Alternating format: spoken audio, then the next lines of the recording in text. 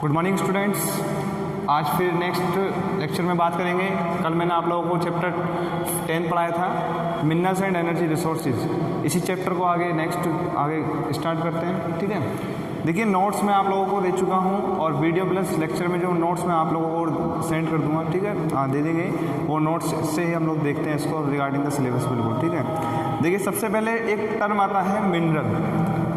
कल मैं आप लोगों को ऑलरेडी बता चुका हूँ कि व्हाट आर मिनरल्स। ठीक है, क्या होता है मिनरल्स?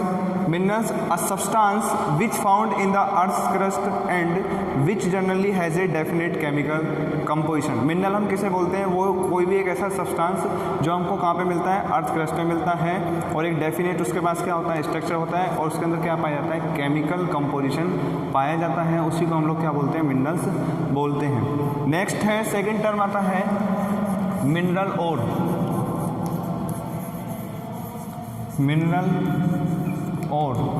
मिनरल ओर क्या होती है? Mineral ore is the raw metal extracted from the earth mixed with the soil and other impurities. Basically क्या है मिनरल ओर? वो ऐसा रॉ मटेरियल या रॉ मेटल जो हमें अर्थ क्रस्ट से हम उसको क्या करते हैं? एक्सट्रैक्ट करते हैं। देखिए हम ज़मीन से कोई भी चीज़ निकालते हैं, एक्सट्रैक्ट करते हैं, तो वो प्योर फॉर्म में हम लोगों को नहीं मिलती है। वो कैसी फॉर्म में मिलती है? हम लोगों को इम्प्योर फॉर्म में मिलती है। सॉइल मिक्स रहती है, उसके अंदर इम्प्योरिटीज़ रहती हैं बेसिकली। ठीक है ना, लेकिन हम और किसको बोल रहे हैं? और हम उसको बोल रहे हैं जिसमें से रॉ मटेरियल को क्या करा जा रहा है? एक्सट्रैक्ट किया जा रहा है, तो उसको हम क्या बोलते हैं? मिनरल ओर बोलते हैं। नेक्स्ट है mining.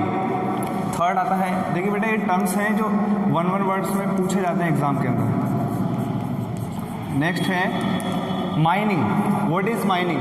Mining is an economic activities of extracted minerals from the earth. Mining वो एक ऐसी इकोनॉमिक एक्टिविटी है जिस प्रोसेस के थ्रू हम लोग मिनरल्स को अर्थ क्रस्ट से क्या करते हैं? एक्सट्रैक्ट करते हैं। मतलब हम अर्थ क्रस्ट से मिनरल्स को निकालते हैं। ये वो एक ऐसी इकोनॉमिक एक्टिविटीज़ है और उसी प्रोसेस को हम क्या बोलते हैं? माइनिंग बोलते हैं। माइनिंग मतलब खदानों को खोदना। ठीक है, ज़मीन को खोद के निकाला जाता है। That process is known as mining.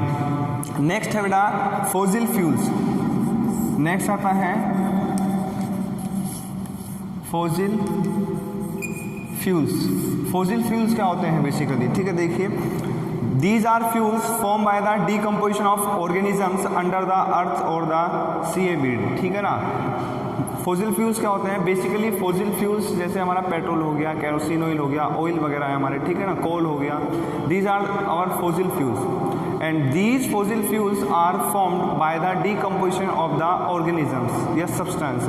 ठीक है, कोई भी ऑर्गेनिज्म डेड हो जाता है, हम उसको सोइल के अंदर क्या करते हैं? बरीड कर देते हैं, दबा देते हैं। धीरे धीरे उस ऑर्गेनिज्म का डीकम्पोजिशन होना क्या हो जाता है? स्टार्ट होता है और उसके डीकम्पोजिशन होने से ही क्या बनते हैं? हमारे फॉसिल फ्यूल्स फॉर्म्ड होते हैं। कहाँ फॉर्म्ड होते हैं? These are formed under the earth crust.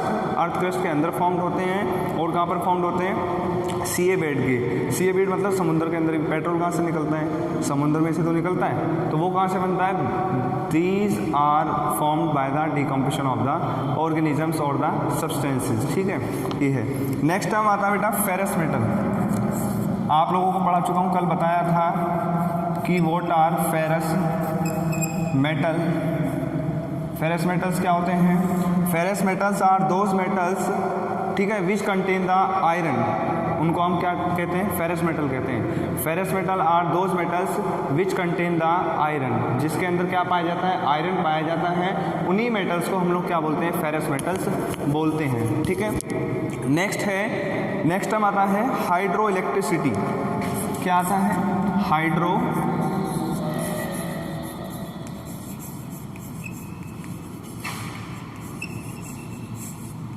Hydro electricity. अब हाइड्रो इलेक्ट्रिसिटी क्या होता है? Hydro electricity the electricity generated from the water. देखिए इसमें वर्ड आ रहा है हाइड्रो, हाइड्रोजन। हाइड्रो मतलब हाइड्रोजन, और हाइड्रोजन हम किसको बोलते हैं? वाटर को बोलते हैं। ठीक है ना, H2O। H2O का फॉर्मूला क्या होता है? वाटर का फॉर्मूला क्या होता है? H2O होता है। तो H2O हम किसको बोलते हैं? वाटर को। इलेक्ट्रिसिटी आप लोग जानते हैं, वाटर के थ्रू जो इलेक्ट्रिसिटी को जनरेट किया जाता है, वाटर के थ्रू जनरेट किया जाता है किसको? इलेक्ट्रिसिटी को। उसी को हम क्या बोलते हैं? हाइड्रो इलेक्ट्रिसिटी बोलते हैं। Hydro electricity is the process by in which electricity is generated by the water या थ्रू द वाटर, ठीक है ना। किसके थ्रू बननी है? पानी के थ्रू क्या बनती है? बिजली को जनरेट किया जाता है। उसी प्रोसेस को हम उसी टर्म क्या बोलते हैं? हाइड्रो इलेक्ट्रिसिटी बोलते हैं, ठीक है। नेक्स्ट है बेटा हमारा कन्वेंशनल रिसोर्सेज। आप लोगों ने रिन्यूएबल और नॉन रिन्यूएबल रिसोर्सेज का पढ़ा होगा आप लोगों ने कि what are renewable resources and what are non renewable resources, ठीक है। ये जो टर्म्स हैं ये आगे चैप्टर में आएंगे, ठीक है। तो इसको अपन सबसे पहले देख रहे हैं। कन्वेंशनल रिसोर्सेज क्या होते हैं? Conventional resources are these are non renewable resources, ठीक है। सोर्स ऑफ एनर्जी होते हैं, जैसे कोल हो गया, पेट्रोलियम हो गया। कन्वेंशनल ये सीधा बोल दो आप लोग, इसको नॉन रिन्यूएबल भी बोलते हैं या फिर क्या और बोलते हैं? Conventional resources.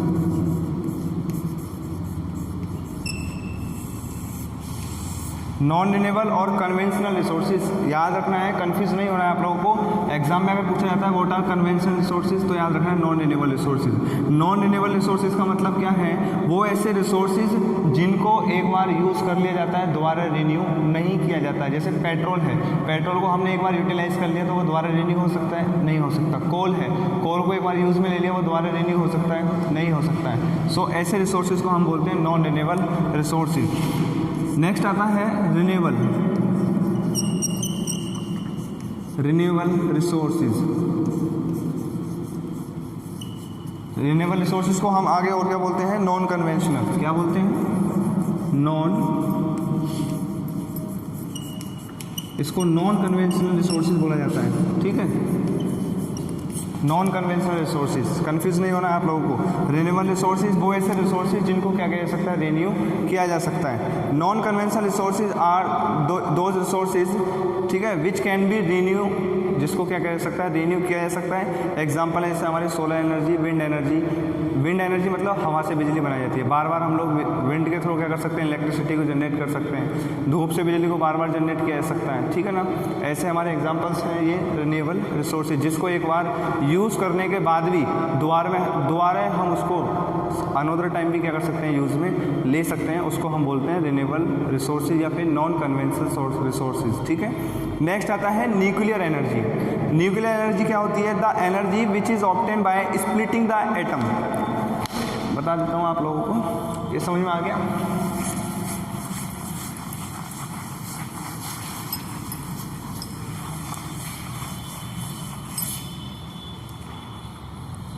नेक्स्ट है न्यूक्लियर एनर्जी। न्यूक्लियर एनर्जी, ये सपोज करो ये एटम है, इस एटम को हमने क्या करा? फ्यूजन कर दिया, इसका स्प्लिट कर दिया इसको। अब ये अलग अलग पार्ट में टूट गया। जब ये एटम एक पार्ट से किसमें? दो पार्ट में क्या हो रहा है? फ्यूजन हो रहा है इसका, ठीक है ना। टूट रहा है, ये डिवाइड हो रहा है। तो इन ब्रेक डाउन के दौरान क्या निकलती है? एनर्जी क्या होती है? एनर्जी क्या होती है? रिलीज होती है। एनर्जी रिलीज होती है और इसी एनर्जी को क्या कहा जाता है? न्यूक्लियर एनर्जी कहते हैं। देखिए टर्म्स देख लिए। Nuclear energy, it is the energy which is obtain bye splitting the atom under control condition. Control condition के अंदर हम एटम को स्प्लिट करते हैं। स्प्लिट का मतलब एक से दो पार्ट में डिवाइड करते हैं। As the power is drives by splitting the nucleus of an atom, it is known as the nuclear energy. जब हम एक एटम को दो पार्ट में क्या कर रहे हैं? स्प्लिट कर रहे हैं। तो स्प्लिट करने के दौरान जो एनर्जी क्या होती है? रिलीज होती है, उसी एनर्जी को हम बोलते हैं न्यूक्लियर एनर्जी, क्योंकि वो न्यूक्लियर एटम से क्या हो रही है? रिलीज हो रही है, ठीक है। नेक्स्ट हम आता है वीन्स एंड लोड्स। नेक्स्ट आता है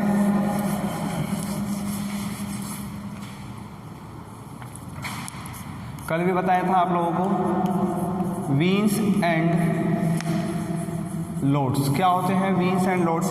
देखिए, in igneous and metamorphic rock, कल मैंने जिक्र करा था ना, दो ज़्यादातर कल आप लोगों को प्रीवियस लेक्चर में मैंने बताया था, igneous and metamorphic rocks.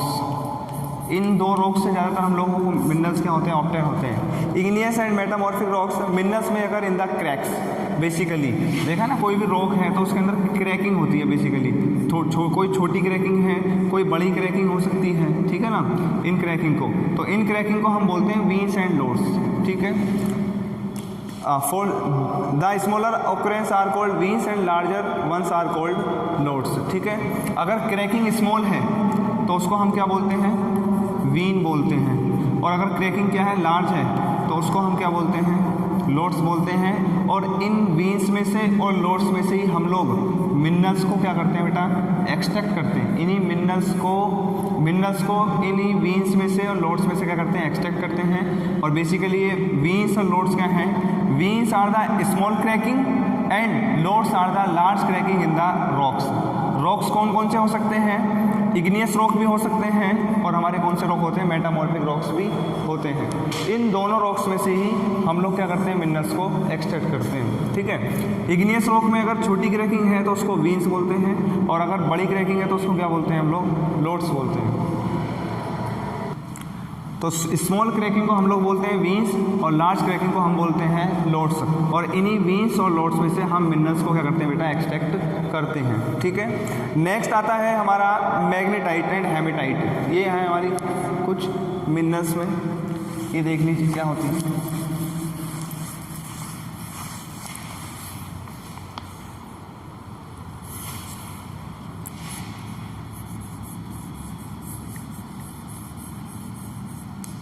Magnetite, एक होता है हमारा हेमेटाइट।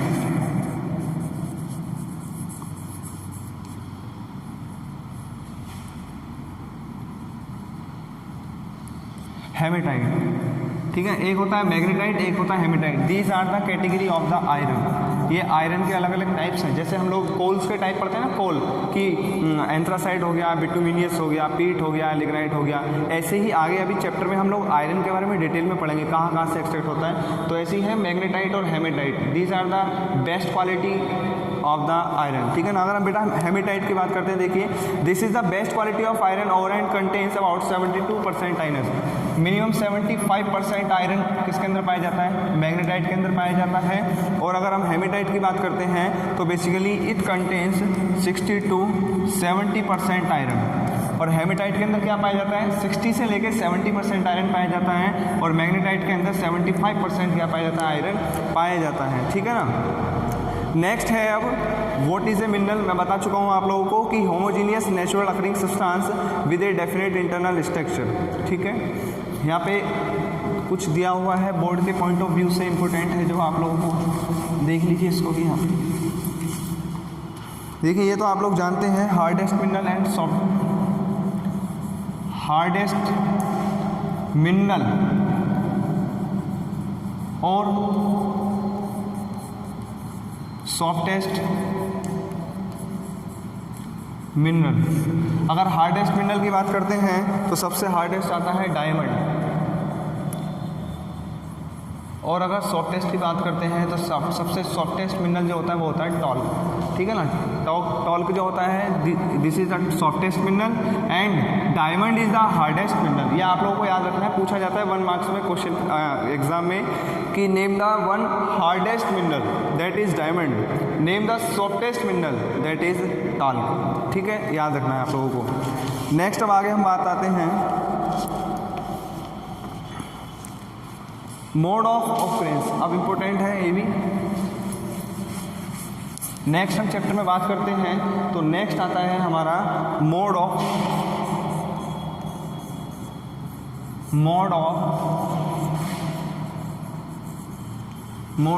Occurrence of minerals.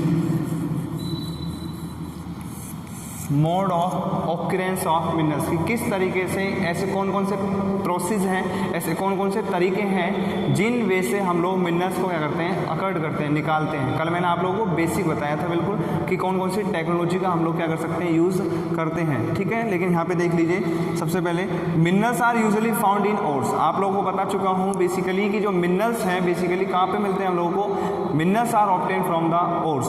ठीक है, The minerals contents of the ore must be in sufficient concentration to make its extraction commercially viable। किसका मतलब क्या है कि जो ओर है उसके अंदर जो मिनरल प्रेजेंट है वो इतनी सफिशिएंट या इतनी मैक्सिमम कंसंट्रेशन में होना चाहिए जिससे हम इकोनॉमिकली क्या कर सकें, इजीली उसको एक्सट्रैक्ट कर सकें। ऐसा नहीं है कि कंसंट्रेशन क्वांटिटी जो है मिनरल की ओर के अंदर वो कम है और उससे जितना वो प्रेजेंट है उसको निकालने से ज़्यादा उसमें क्या आ रही है, निकालने में लागत आ रही है, ठीक है ना, कॉस्ट आ रही है, तो ऐसे मिनरल को हम नहीं एक्सट्रैक्ट करते हैं। क्वांटिटी क्या होनी चाहिए, कंसंट्रेशन ज़्यादा होनी चाहिए, जिससे हम लोग उसको इकोनॉमिकली निकाल सकें और हमको उससे क्या हो सके, प्रॉफिट हो सके, ठीक है। क्लासिफिकेशन ऑफ मिनरल्स अगर मैं बात करते हैं बेटा हम लोग, तो आप लोगों को कल बताया था पिछले लेक्चर में ही जस्ट कि मिनरल्स जो है मेटेलिक मिनरल्स होते हैं, नॉन मेटेलिक मिनरल्स होते हैं, ठीक है ना, फेरस नॉन फेरस आ जाते हैं, और एनर्जी मिनरल्स भी होते हैं। जैसे एनर्जी रिसोर्सेज होते हैं वैसे ही हमारे एनर्जी मिनरल्स भी होते हैं। अगर हम मेटेलिक की बात करते हैं तो मेटेलिक मिनरल्स में बेसिकली आते हैं फेरस मिनरल कंटेनिंग आयरन, ठीक है ना, एग्जाम्पल है, इसको देख लीजिए।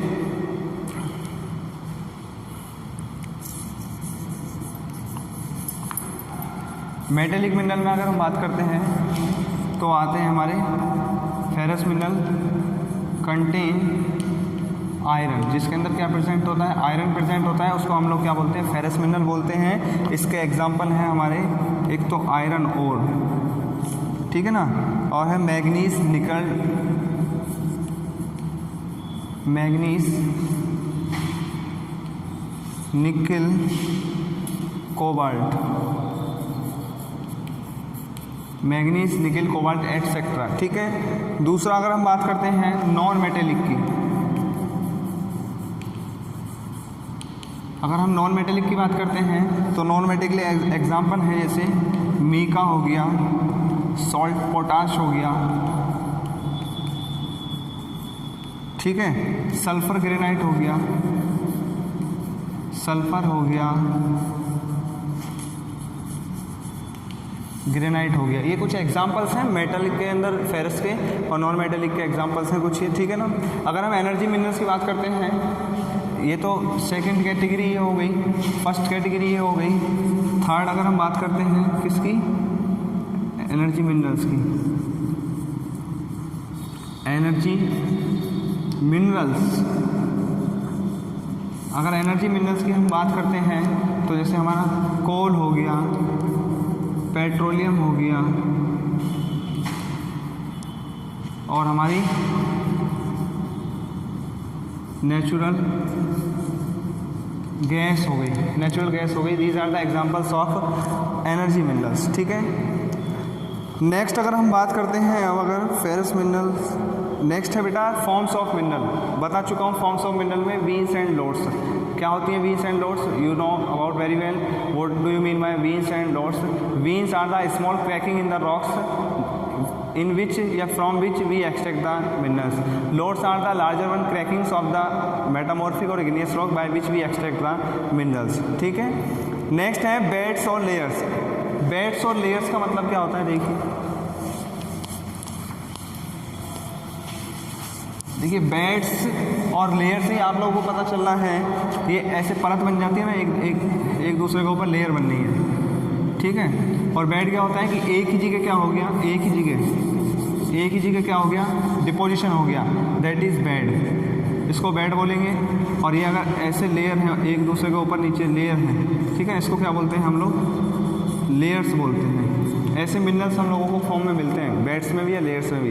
इन sedimentary rocks a number of minerals occur in beds और लेयर्स। ज़्यादातर जो सेडिमेंट्री रॉक्स हैं, देखिए सेडिमेंट्री रॉक्स क्या होते हैं,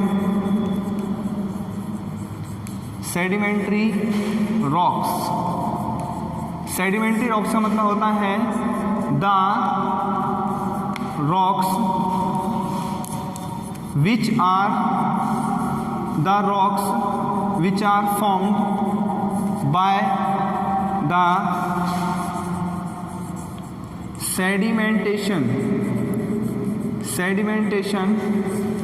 of the soil particles। Soil के जो पार्टिकल्स होते हैं वो धीरे धीरे क्या हो जाते हैं, सेडिमेंट हो जाते हैं, नीचे बैठ जाते हैं, ठीक है, तले पे बॉटम पे जाके क्या हो जाते हैं, डिपॉजिट हो जाते हैं। अगर उनके डिपोजिशन से जो रॉक्स बनते हैं उन्हीं को हम लोग क्या बोलते हैं, सेडिमेंटेशन रॉक्स बोलते हैं, ठीक है ना।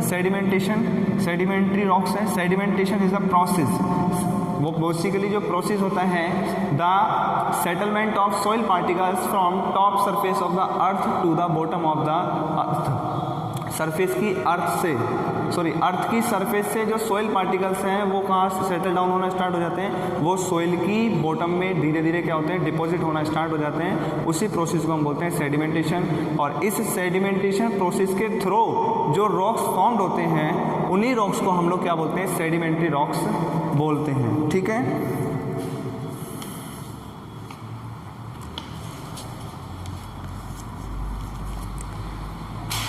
देखिए अब नेक्स्ट आता है आप लोगों का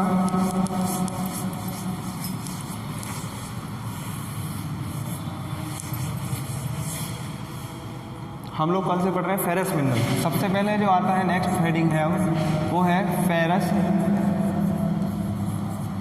मिनरल। फेरस मिनरल के अंदर हम बात करेंगे अब किसकी, आयरन की। किसकी बात करेंगे, आयरन की। अगर हम आयरन की बात करते हैं तो आयरन के अलग अलग टाइप्स हैं। मैग्नेटाइट,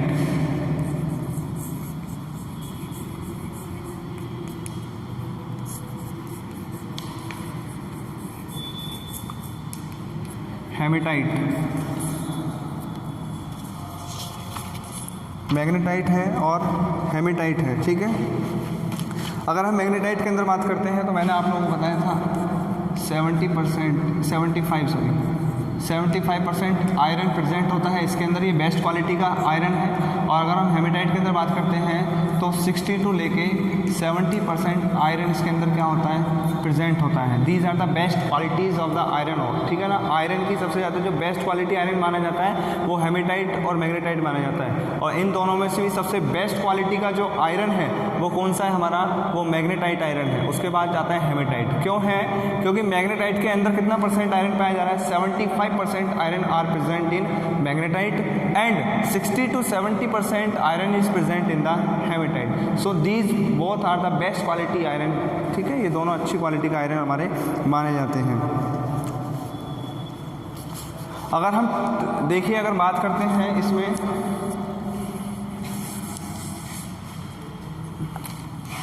2/3 इज द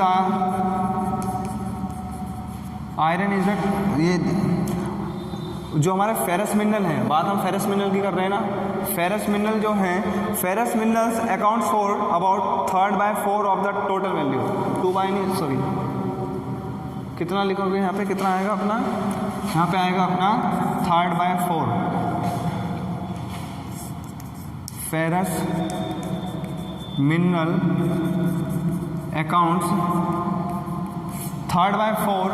ठीक है, 3/4 of the total value of the production of metallic minerals है। जितना भी हमारा टोटल मेटेलिक मिनरल्स है उस टोटल मेटेलिक मिनरल्स में से 3/4 पार्ट जो कंट्रीब्यूट है टोटल, वो किसका आता है हमारा, वो फेरस मिनरल कंट्रीब्यूशन करता है। ठीक है, नेक्स्ट है अगर हम आयरन के अंदर अब देखिए, ये देखिए मेन क्वेश्चन है, ये मेजर क्वेश्चन बोर्ड के अंदर आप लोगों से पूछा जाता है।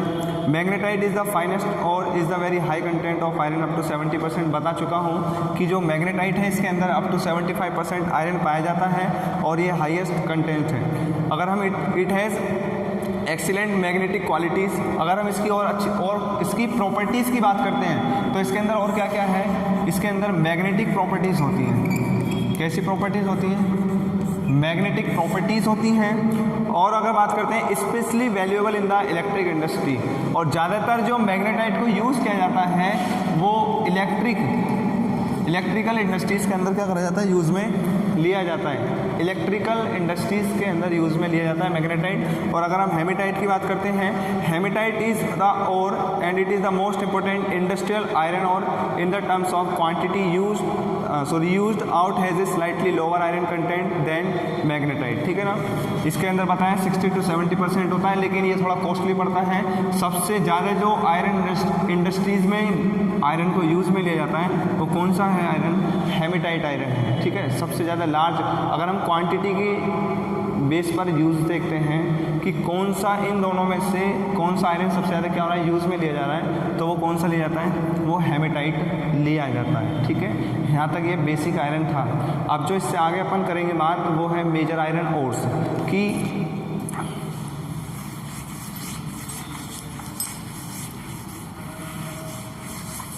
इससे आगे जो बात करेंगे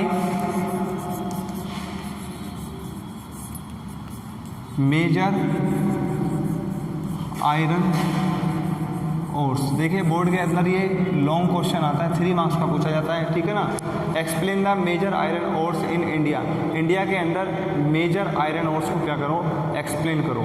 तो ये जो टॉपिक है इसको अपन नेक्स्ट लेक्चर में क्या करेंगे, डिस्कस करेंगे। यहाँ तक अगर किसी को कोई प्रॉब्लम है तो वो मेरे को कमेंट सेक्शन में बता दीजिए, ठीक है। ये जो पढ़ा रहे हैं अपने को, या आप लोगों को नोट्स प्रोवाइड कर दिए गए हैं, नहीं भी हैं तो दोबारा मैं आपको सेंड कर दूँगा, प्रोवाइड कर दूँगा अकॉर्डिंग टू नोट्स और अकॉर्डिंग टू बुक। ये अपने यहाँ से हम लोग स्टार्ट किया ये चैप्टर आज, ठीक है। इससे आगे अपन नेक्स्ट चैप्टर में, नेक्स्ट लेक्चर में डिस्कस करेंगे। Thank you guys.